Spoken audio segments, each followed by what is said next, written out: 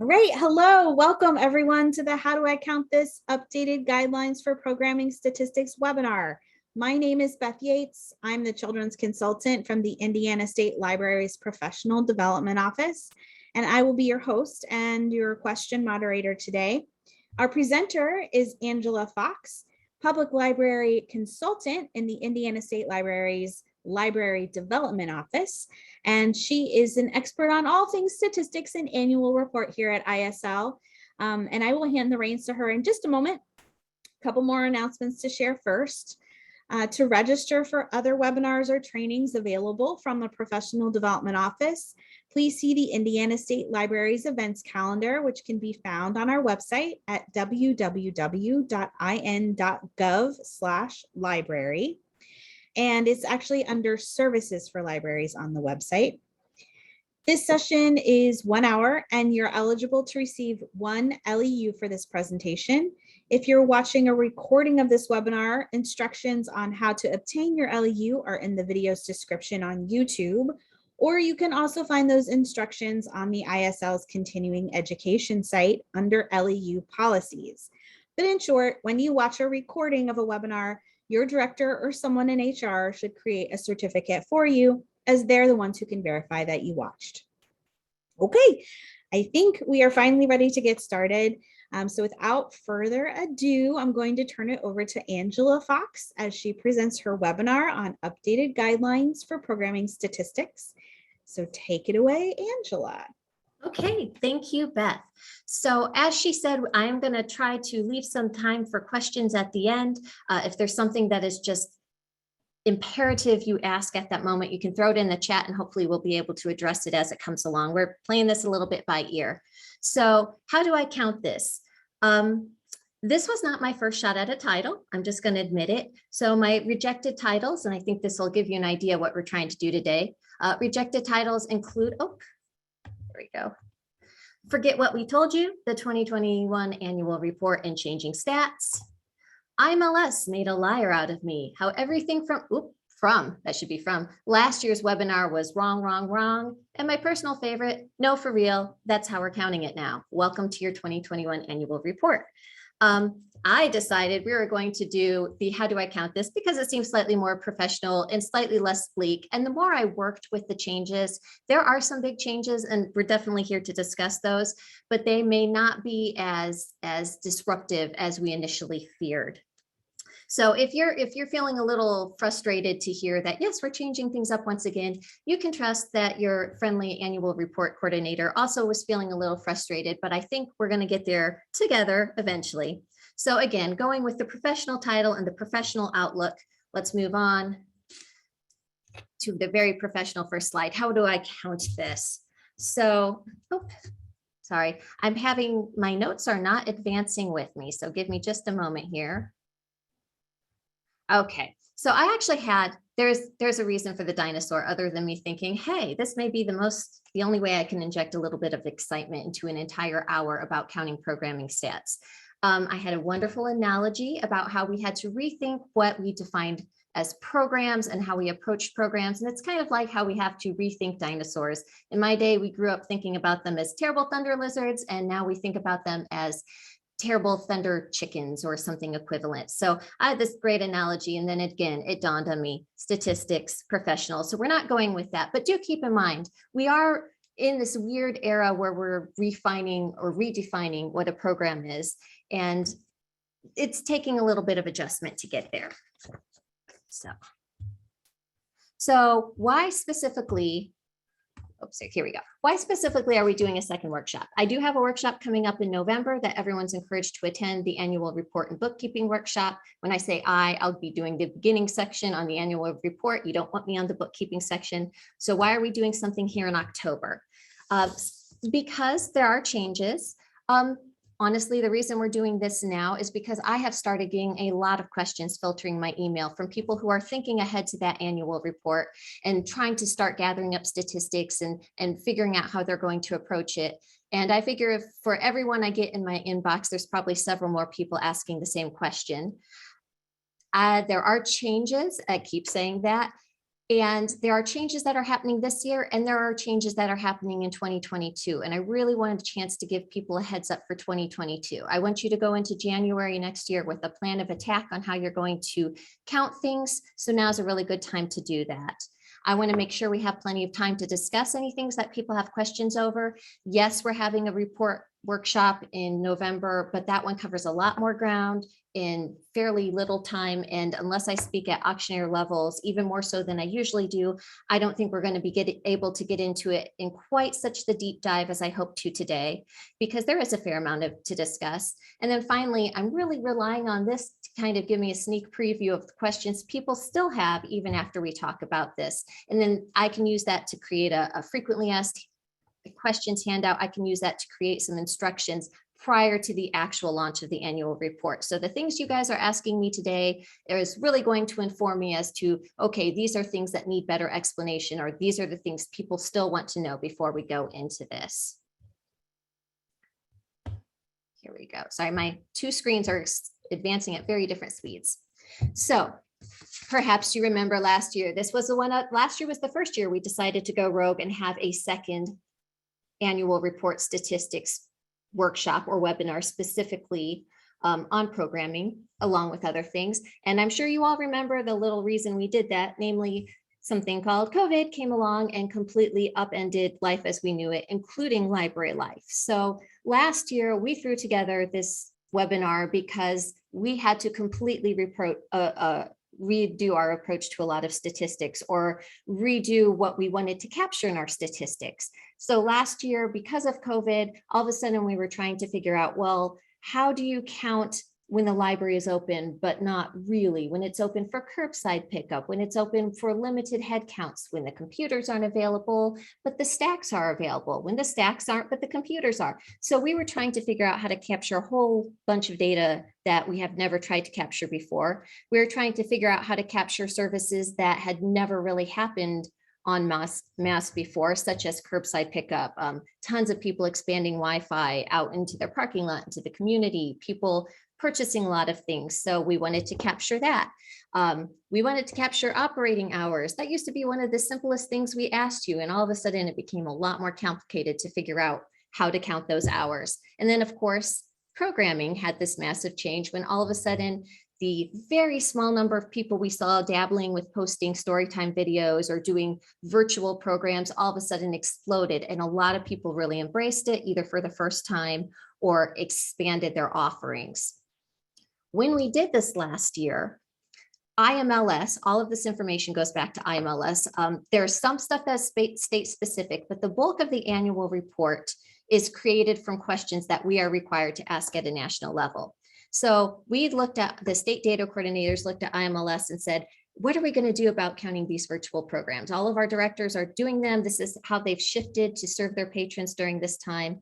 And IMLS, along with these other things I mentioned, all of a sudden had to try to capture meaningful metrics on the fly. And government institutions aren't meant to do anything on the fly. For us, on the fly means, yeah, get back to us in 2 years and we'll have it set up for you. And all of a sudden they're trying to cram this in at the last second. So what we got last year from IMLS was a lot of yes, no questions. If you took the report last year, or if you participated in any part of it, you might remember a section that was just a ton of yes, no. Did you offer curbside pickup? Did you have limited hours? Did you offer digital? Did you expand digital? All of these yes, no questions. Those were the ones IMLS gave us, and those were the ones they were able to do on the fly, as it were. We knew at the state level, people were saying they wanted to answer more than, yes, I did programming. They wanted to tell us what programming they did. And our report really wasn't set up for it at the time. So we added more questions. If there was a question about virtual programming last year, that was something other than that, yes, no, that was a state level question. That was something we created here at Indiana. We said, okay, IMLS doesn't have any guidance. We're going to do something to collect this at the state level. We're going to do our best guess to figure out what will probably be added in the future, because we know IMLS is going to want to collect this data in the future. So we're going to try to figure out what they're going to want to collect so that we can just merge with them. So what happened is we did not do well. They went in very different directions for some of it that we did, which is why the whole IMLS made a liar out of me, or forget everything you told us. We took our best shot. And then after they had a year to think about this and come back and actually make some official changes, what they came up with is not what we had. So as I said, IMLS finally weighed in. So they did do a lot of changing to programming. They also did some other changes to the report, some that are very much like similar years, where they added a couple new minor data elements. And I'll give you a real quick sneak preview of those. They did remove some of the COVID questions that were no longer relevant. If we asked you last year, did you previously offer Wi-Fi? We don't need to ask you that again. We have that data. And then, of course, the programming elements. They did some major changes with that. So if everything we're doing is wrong, why am I not freaking out more? And if you know me personally, this is a very valid question. I am not always a, how do I put this? Low stress individual.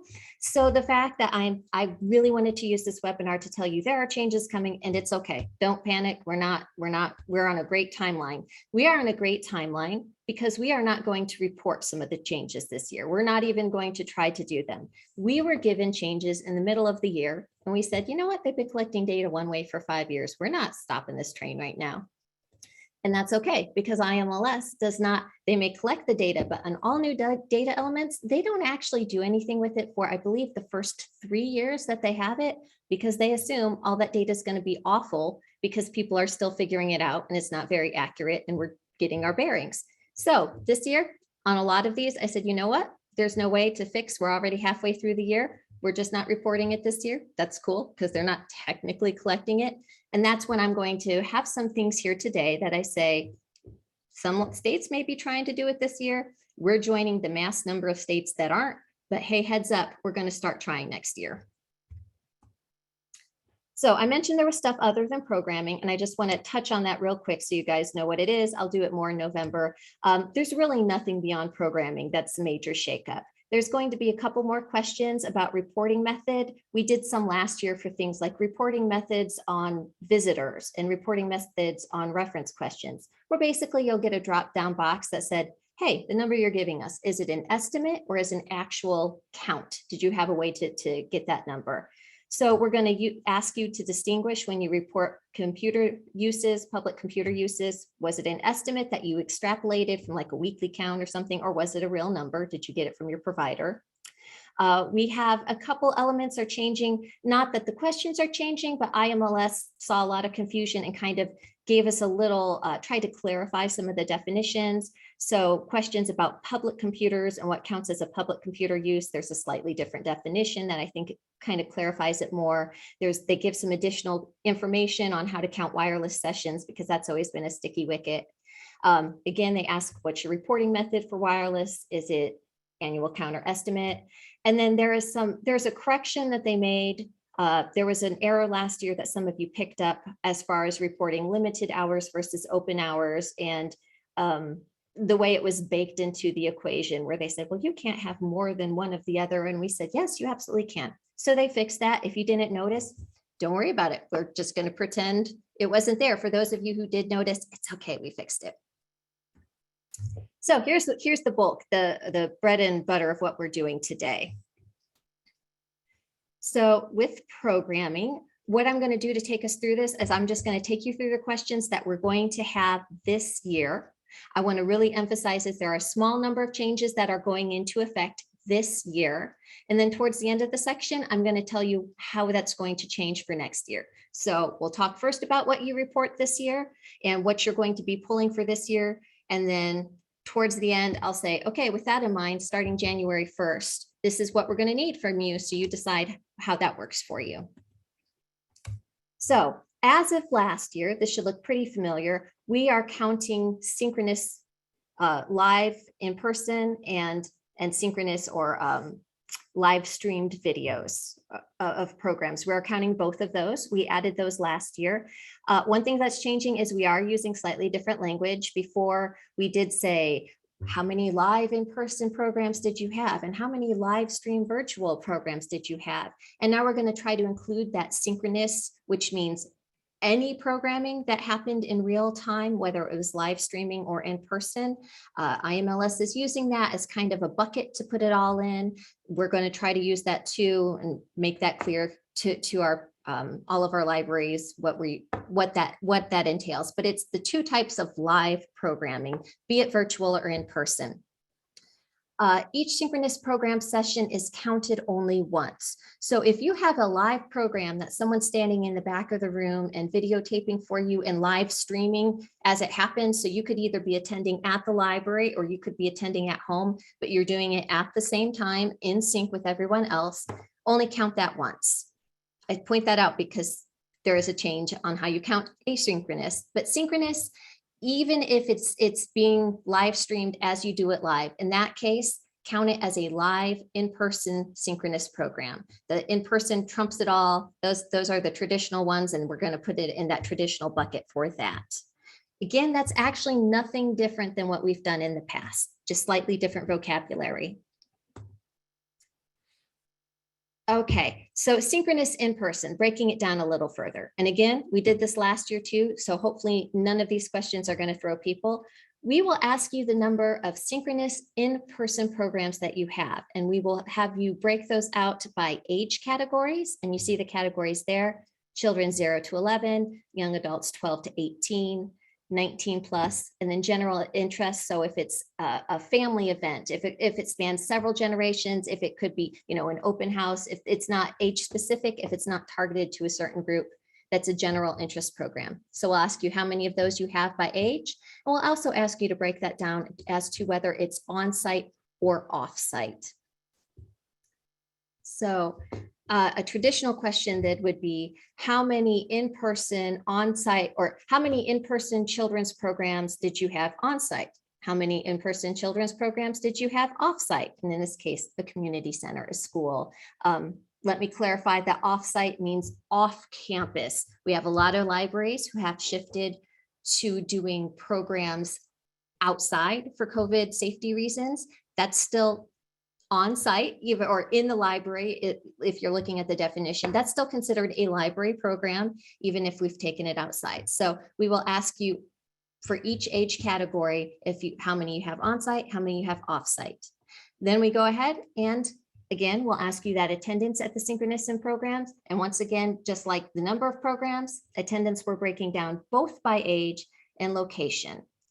And as always, when we're doing attendance, there's always a little confusion, understandable about attendance, but we don't want you to count. Don't put in the work to count how many adults attended and how many kids attended.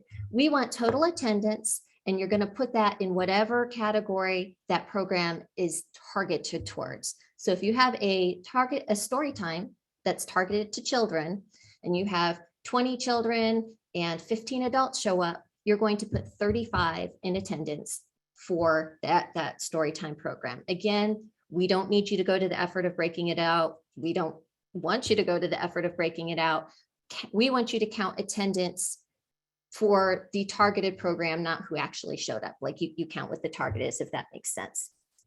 So again, all of these should look pretty familiar. These are what we have done in the past. Oh, we just went way back and I'm not sure why. Give me just a second here. We're having some technical difficulties. There you go. Synchronous in person.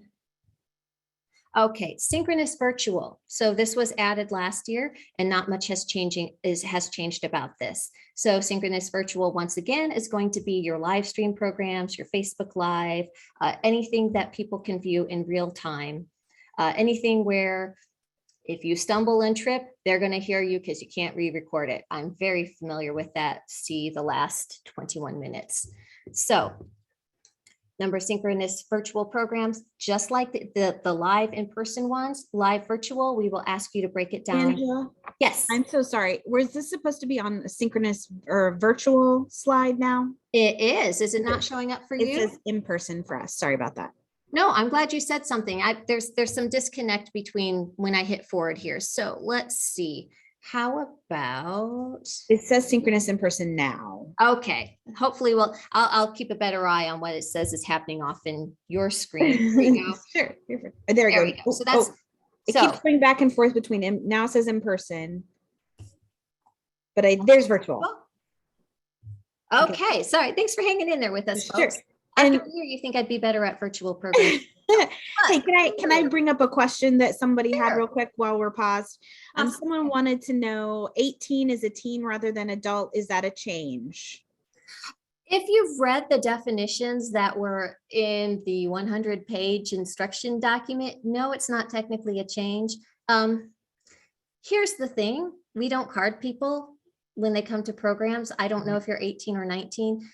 Usually, and again, we're really looking at very broad categories. So if you're having a teen program and we ask you to report the attendance for a teen program, you might have, some, let's say you have a very broad appeal teen program. So you have some 15-year-olds, but you also have 18-year-olds or 19-year-olds because the older high school students. It's still a teen program because your target audience is teens. And again, because we don't, is it a teen or an adult? Just ask yourself, is it a teen program or an adult program? Am I looking for that adult age group? Am I looking for the teen age group? And then that fuzzy blurry line doesn't really matter because it's more important which category it goes into than the actual, what age you are. Gotcha. So this is more of kind of a general guide. It is. So you really just want to know, am I offering a teen program? Am I offering an adult program? And if an alien from another planet came and said, I don't understand this word, what is teen? And you'd say, oh, it's before they become adult and have to pay taxes and learn how to do their own laundry. And, and it is roughly this age group, but we're not getting caught up on just, what a teen, like, if your program is for teens or if it's adults, or if it's like a adult coloring program that really is supposed to be for both, like color with, fancy coloring pages, then you might want to use a general interest tag because it's supposed to span different ones. Got it. Makes sense to me. Thank you. Okay. So when we're still on synchronous virtual. So as I said, we're going to break even the live streaming. We'll ask you, hey, what's your target audience? Obviously, with live streaming, we can't do on-site or off-site. It's all off-site. They're watching from home, from their school, wherever they're watching. So you don't get those questions in there. And then, of course, we'll have some auto totals built in here where you put in your numbers. And at the end, we'll have a little field that says, here's our total number of synchronous virtual programs for children, for teens, for whatever. Or after we total yours. So we'll total all of that up for you. Make sure I can get. Okay. Attendance at synchronous virtual programs. Once again, we break it down by age, and by attendance for this, we mean how many people are logged on. What you see on orange on the screen there, this is clarification from IMLS. This is how they have decided to define attendance. This is something that has changed this year. Last year, we told people, give us your best guess. If you see a screen that has a family of 10 in it, feel free to count 10. IMLS says, nope, count the number of unique devices for each participant device connected to a virtual program. So on one hand, some of your numbers may take a slight hit there. If you're like, oh, well, all of my Storytime programs had caregivers and babies. So I was assuming each device had 2. And all of a sudden, you're not getting that. On the plus side, you're not trying to spend your time before a program looking at little tiny squares and figuring out how many children are running around or how many people. We just know that when it comes to virtual now, according to IMLS, just count the number of devices that have logged on as a single attendance mark. And another thing we have here, just further clarification from them, and this is lifted directly from their definitions that we are provided. For program sessions hosted on Facebook Live, YouTube Live, or similar platforms, count peak concurrent viewers.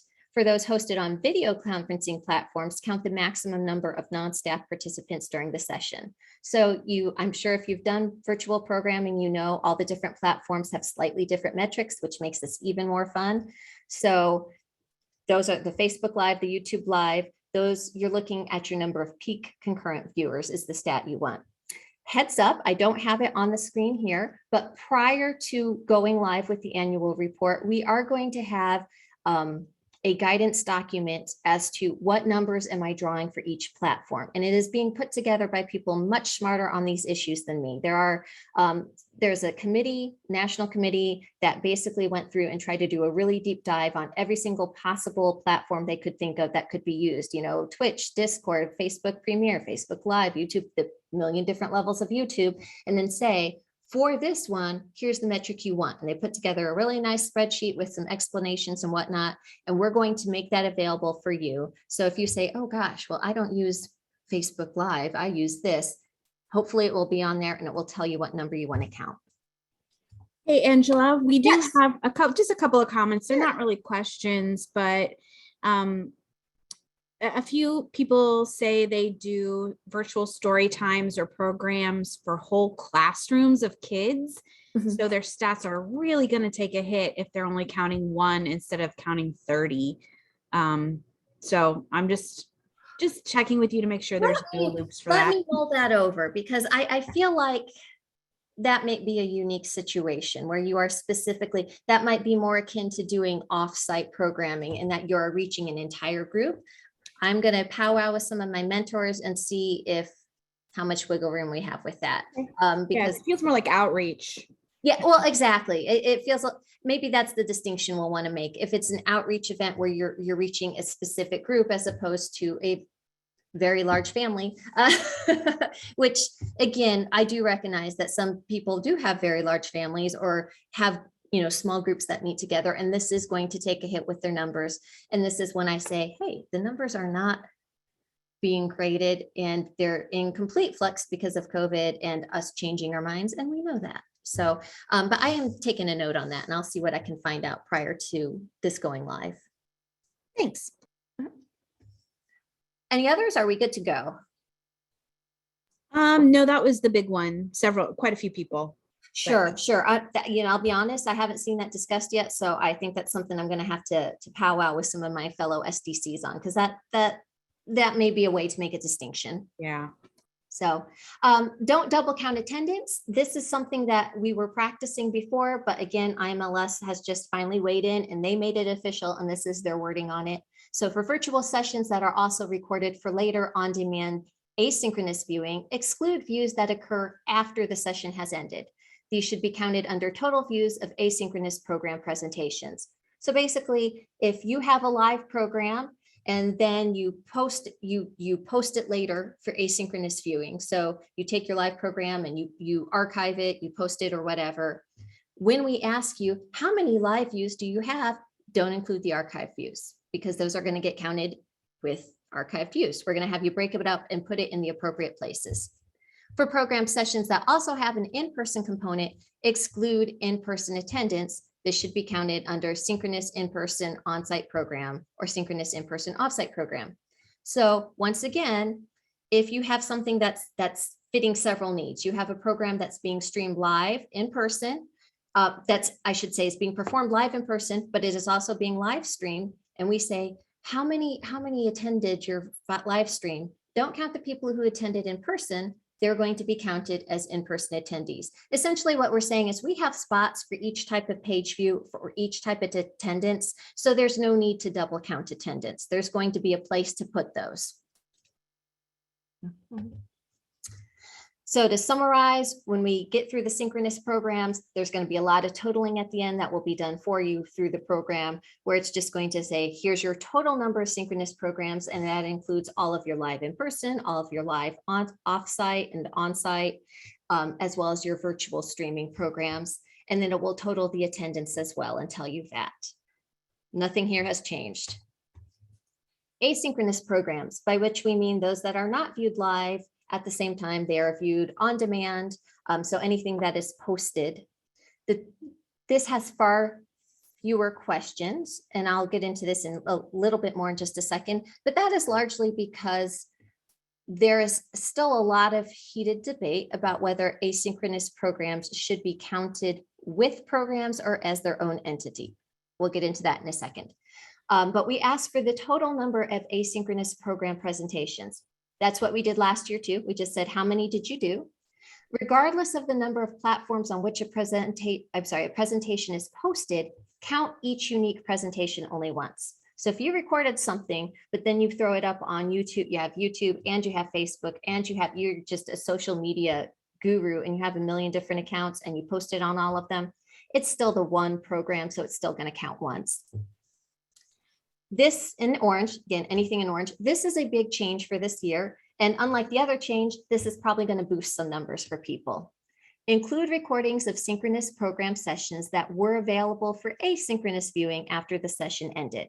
So translation, if you were doing a live program, whether, something that was being recorded and live streamed, and then afterwards you posted it, previously we have said, oh, well, you only performed it once. That was our definition. You only put it on once. So we're just going to count it as live.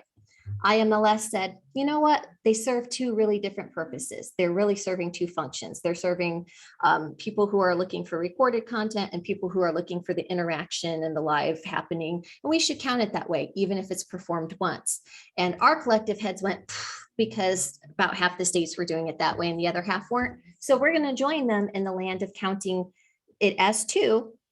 If you end up posting a live session after the fact, you get to count it as that live streaming session, and you get to count it as an asynchronous session. And they are not worried about double counting. We are not going to be worried about double counting. Again, some people are going to see numbers go up because of that. So hopefully that'll take the sting off of some of the numbers going down.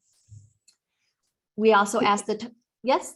I was gonna say, we have another question. Sure. Is that okay? Yeah, go for it. So they're kind of two. One is Joan wanted to know if the document that you were talking about earlier will also give instructions on Facebook recorded as opposed to Facebook Live, how you count that. Okay. Yes. As I said, it's actually something that was put together by several other state data coordinators. There was a committee that was working on this because we said, hey, everybody keeps coming at us with, how do I count it on this platform? And we said, they're like breeding like buddies. There's platforms we hadn't heard of yesterday. And I swear there's things. So they're staying on top of trying to get all of those unique platforms and how to count live and recorded and like I said, the different levels of membership. So it is going to be as all-inclusive as can possibly be done by a group of dedicated data people. Awesome. And then Kelly wanted to know, just clarification. She said, so are you saying that a hybrid program with a live/virtual component, those all go under in-person? Did that make sense? Yes. Okay. Yes. So when you said a hybrid one, so if it's hybrid and that it is an in-person or that you're doing something in person and you're live streaming it, those are both synchronous programs and they count as one synchronous program in person. If you're doing a hybrid in that you're doing something live and it's being recorded for later, that counts as two. That's what changed this year. If it's hybrid, so if your hybrid is of a synchronous and asynchronous, if it's of in-person and streaming, it counts as one. It counts as one synchronous program because it's meeting one need for an in-person or a real-time program.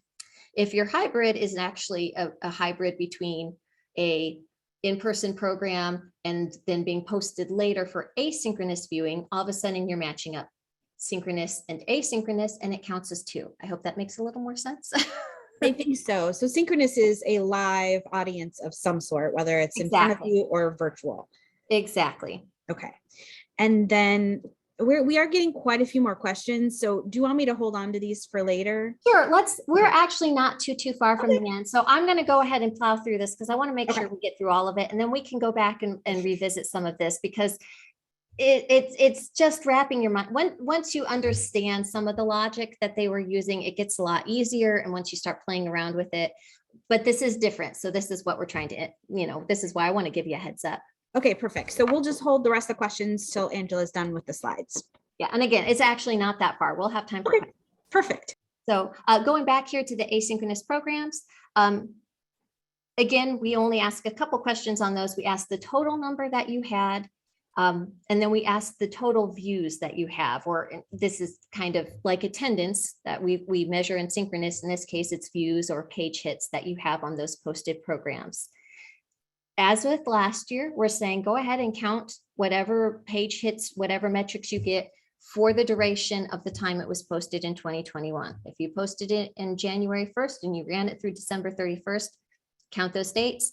If it was a Halloween program and you only posted it for the month of October, count the hits on those dates.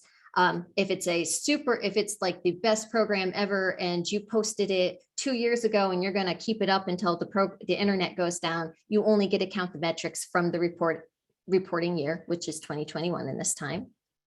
You'll notice, unlike synchronous programs, there's no age breakdown. You probably could tell us like, oh yes, this recorded programming was really aimed, it was targeted at this audience.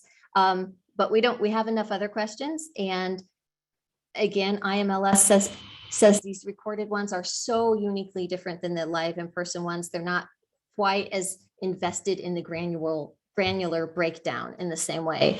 And we said, you know what, there's like 900 million new questions this year, so that's fine.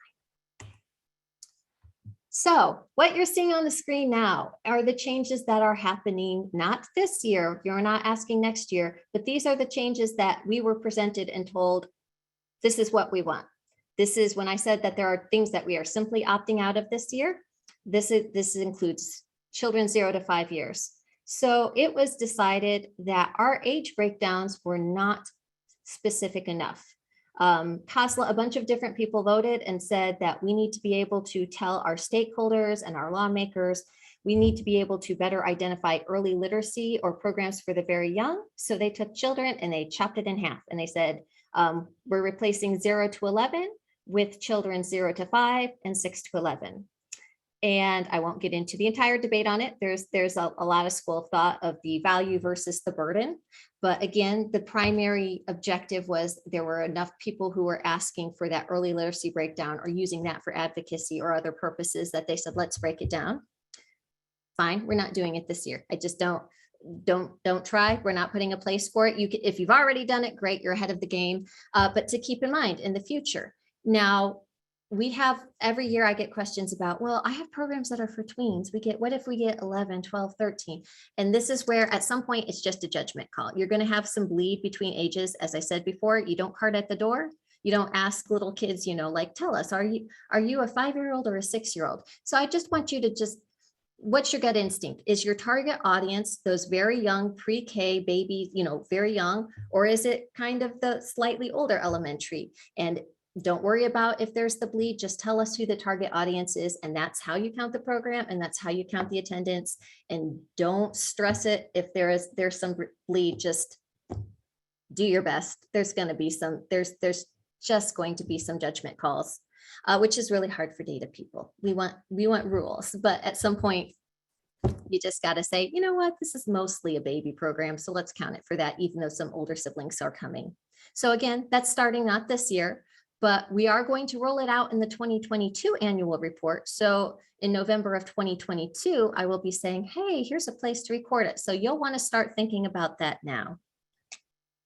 The other big change, the one that I said I wanted to talk to people about that is coming up, has to do with those asynchronous programs.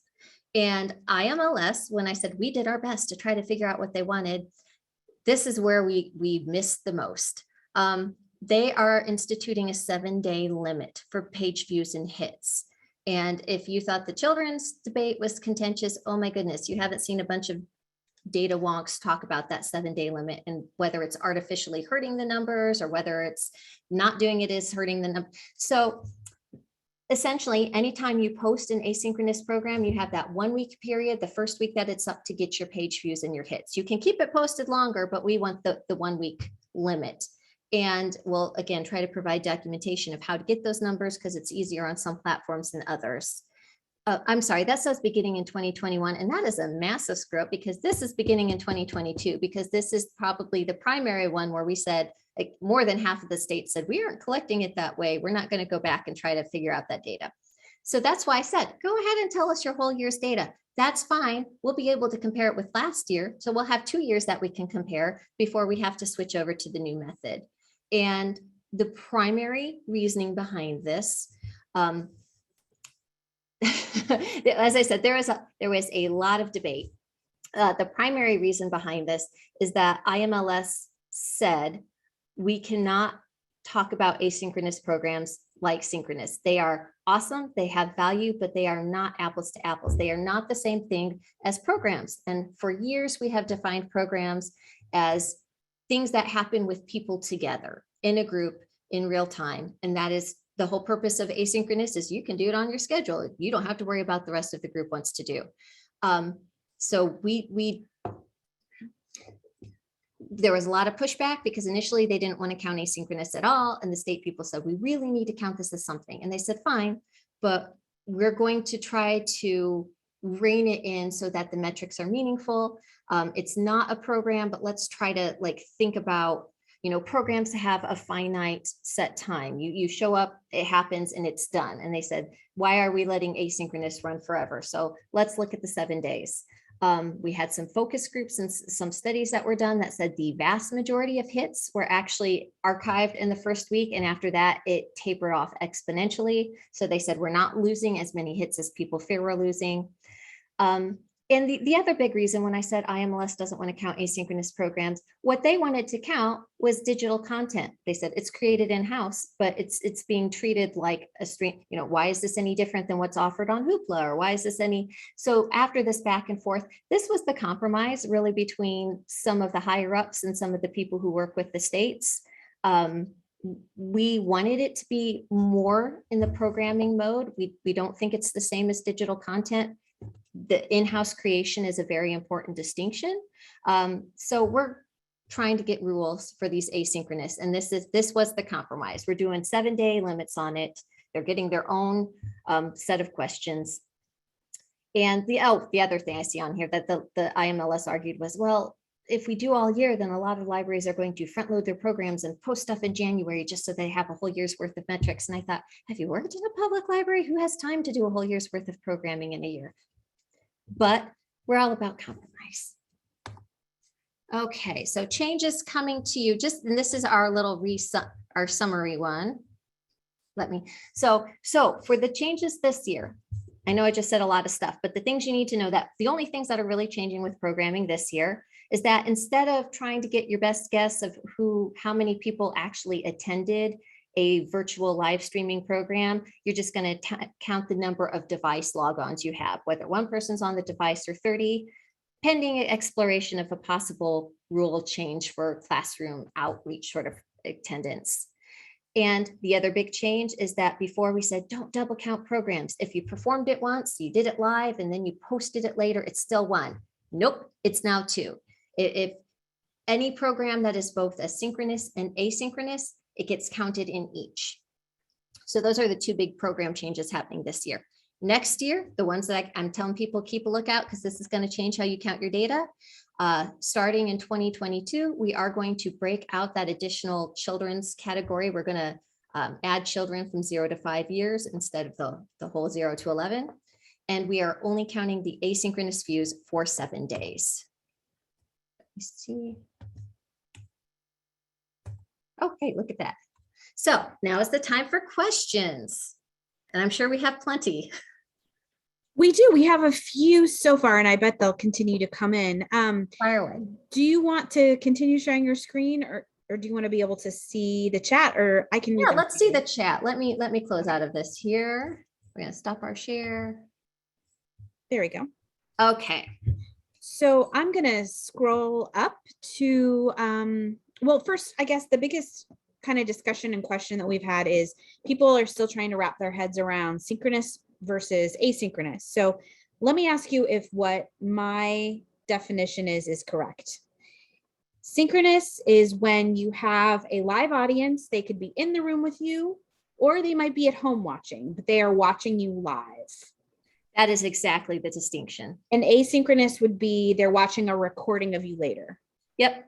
Okay. Asynchronous is basically on-demand programming. Okay. Watch it whenever they want. Synchronous, like you said, you're watching it live. You're either there while it's happening, whether on the computer or in person or not. But it's the difference between live programming and recording programming. Okay. And it'll probably still, we're trying to use some of the new language that IMLS is using, but in the supporting documents, in the instructions, we're going to put some of those definitions in there. We'll say, you know, when we say synchronous virtual, these are live stream programs that are we'll have something to help people out because it is a change. Great. Sarah wanted to know, could we possibly get an Excel or Google Sheets doc that could be copied and pasted from month to month with all of the categories? I think it will make it easier to input data for the annual report and will help ensure we're counting proper categories. That is a great question. I actually have several samples that I have collected from other states and that I've worked on together. I'm trying to figure out the ones that I think are the most user-friendly. And then I need to talk to our IT people and see how we can best do this, but offer like, here's a couple different samples that all of these have the information you need. Choose the one that you think works best for your library. You know, some are more involved and have automatic calculations built in, and some are just the columns that you need to keep it straight in your head. But we will have something for you so that you know what you're supposed to be tracking at each level. Awesome. And before we ask any more questions, I did have someone say if they have to leave, could we go ahead and get the LEU link? So I'm going to put that in the chat. And I'm also going to submit a form you can fill out. If you have a question that you didn't hear answered and you have to leave, you can submit your question to the link that I've just posted. Okay, so back to questions. I will say, once that link at some point, I'm sure it's not going to work anymore. Yeah. And what my email that I shared earlier, that ANFOX for Angela Fox at library.in.gov, it is not going to change. And this is my job. Throw those questions at me. Awesome, thank you. Let's see, sorry, I'm just Oh, no, that's scrolling back up. So we got that question answered. Someone wanted to know if you could clarify. Here's an example that they're giving. I host a Zoom crafting program, and I also do a video tutorial that I send out to those who didn't attend the Zoom. So that's both synchronous and asynchronous? Yes. Yep. So the question you're going to ask yourself starting this year is, this program that I'm offering, can it only be viewed live? Can it be viewed, on demand on the computer? And can it be both? In this case, it's both. They could either have attended your live session or they could have viewed it on the computer. So you're going to count that as two. It's a category. So that's how you determine how many programs to count it as, is how many categories does it hit, synchronous versus asynchronous. Got it. Let's see, scrolling down. So, okay, so Joan wants to know, so for programs in the past months, we have to figure out how many devices we're watching, not how many people would be watching a single device, question mark? Okay, this is not me crinkling my nose at you. This is the how the sausage is made thing. Yes, we're transitioning to that. Wink, wink.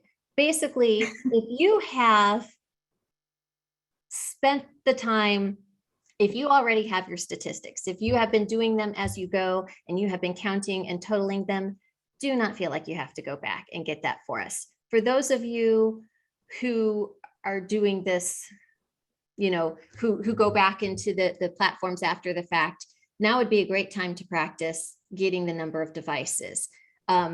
This year, the number is not going to be accurate because we're in a transition year. So if you want to get that practice at getting the number of devices as opposed to the head count, fantastic, that we're going to have the place on the form for you. For those of you who are like, well, shoot, I already went through and counted the head count, give us that number. I'm not going to come find you. I don't. This is when I said that IMLS doesn't report the numbers for several years because they know they're bad. We're in transition. They're not going to be great numbers. I don't mean that you can just totally make things up wholesale, but they count in for the learning curve. Yeah, that's a great way to put it. That's a great way to put it. We want the efforts, but we know that people are not necessarily counting the same things this year because these are so new and we're still figuring out platforms and we're still figuring out best practices. So this year is going to have some shaky data. So that kind of the next question is very similar. But Heather said, when you say 2021 reporting year, do you mean the information that they've gathered this year? Yes. And Heather goes on to say that would mean having to go back and try to figure out their numbers. But you're saying whatever you've already done, it's okay, probably. Is that right? It's okay. For now. The annual report is still in flux. There is a chance that maybe, from what I'm hearing, since it sounds like there may be a large number of people who have already recorded those head counts, I may give you the option of recording attendance either as single device logons or as actual head count. It may be choose which one fits your collection method better this year. And then knowing that next year that head count is not going to be an option. It is only going to be devices. Got it. Susan wants to know, and I might be able to answer this one, so we'll see if I know the right answer. She says, what about the quizzes that our library posts on Facebook? Can we count the people who take the quizzes as an asynchronous attendance stat? And my guess is no, that it would be like a social media interaction, not a program. That is absolutely right. That is social media. Oh my goodness. We were starting to have the conversation about social media and how and what we wanted to track from social media. And then COVID hit and we said, oh, nope, we're now totally just so wrapped up in the weeds on programming itself. We are not, as a nation, really recording anything with social media. That is all done at either state levels or local library levels. We have not dipped our toes into trying to capture it yet. The closest it might come is on something like that. It might be considered self-directed programming, depending on the sort of thing that you post on Facebook and the sort of prompts or interactions that they have. And that's going to be a judgment call. But self-directed programming is awesome. It is a time-honored tradition by all libraries, and it can be incredibly easy and it can be incredibly intense and time-consuming. But if it's one of those passive programs, if it's something on such as you described on social media, it may not be counted as a program. Kyle wants to know, is asynchronous programming required to be audio visual, or do passive programming or take and makes count as asynchronous? It has to have an audio or visual component. In the past, we've said, well, think about asynchronous as, just recording a program for viewing by later. And then, as I said, well, then there's but part of the essence of programming is happening live. But you know what? It's still largely the difference between passive programming and asynchronous viewing is partly that content and is partly the way it was created. So make and takes, I absolutely do see where that confusion would be, but they are still going to be considered self-directed programs or self-directed activities, I believe is what we call that sort of thing. And we are going to keep the question from last year about, did you have self-directed activities and how many participants did you have make and takes and how many bags did you give away? We're going to have that because we found that so many people did that and that it's skyrocketed. And I think that is an important metric to have, but it's going to have its own question. Patty says, for years, we have split out our audience for each program. How many kids, adults, teens attended each unique program? It seems we do not need to do that. We need to get a total head count of the audience for a general adult, teen, children's program, correct? Label the program and count heads, right? That is it. So the best way I can think to say it is when you are counting attendance at a program, you are counting total attendance, heads, just like you said, at the program's targeted at the program, and then you are putting it into the targeted age group of the program. So if your program is a teen program, it's marketed to teens, it's targeted to teens, you're going to count everybody who shows up there, including annoying little siblings and reluctant parents. They're all going to get lumped together in that teen program because that's who the program was targeted at.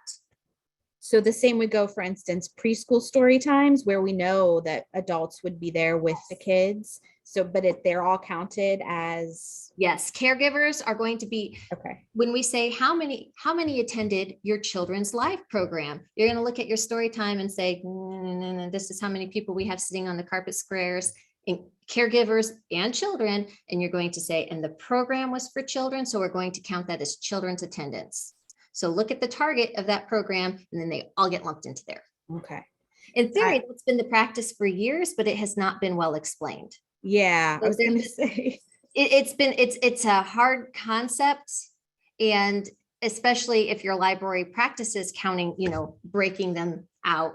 It's going back over the data. I think there's a lot of confusion over that. So I really trying to emphasize, look at the target audience for the program and then count all the heads regardless of who actually shows up. It should be easier. Let's see. It is 2:57 and we do still have a lot of questions, very specific questions. So I'm trying to just kind of scroll through. Certainly, I know some of these could probably be answered when you put out your FAQ. Or do you want to? It's kind of I'm to the point at 2:48 where I posted the LAU link. And then below that, we haven't answered those questions yet. Okay, let me see if I can see the timestamp on these.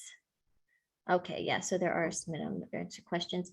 So I'm going to get a transcript of this chat, correct? Yes. Okay, so any questions we don't answer here, especially those that are very specific about like our library does this and how would I count that? I'm happy to take that chat and contact you and let you know those questions.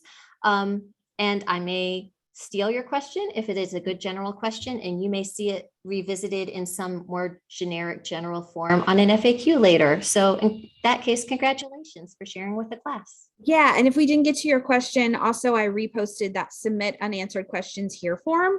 And that way 100% Angela will know who you are, what your email address is, and she can definitely get back to you. Yes. Sometimes it is hard in the chat to tell who exactly sent it. Yes. So yeah, actually thank you, Beth, for pointing that out. If you are still here and listening to this, use that link and it'll make life a lot easier and you'll probably get a response a little quicker. That being said, I'm going to throw the caveat on there that it's not going to be within the next day, most likely, because we have some things happening with grants and programs and darn it, but it's going to be well before November. So I will do my best to get back to you within the next couple of days, but depending on the number and how long the explanations take, if you don't hear back, tomorrow, do not panic. I did not decide that I didn't want to talk to you.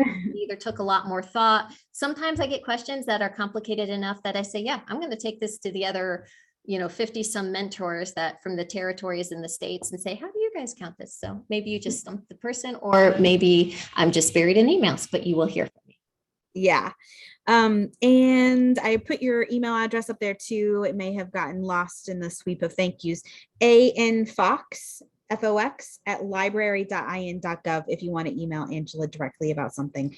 But if you put it in that form, we'll get it to her.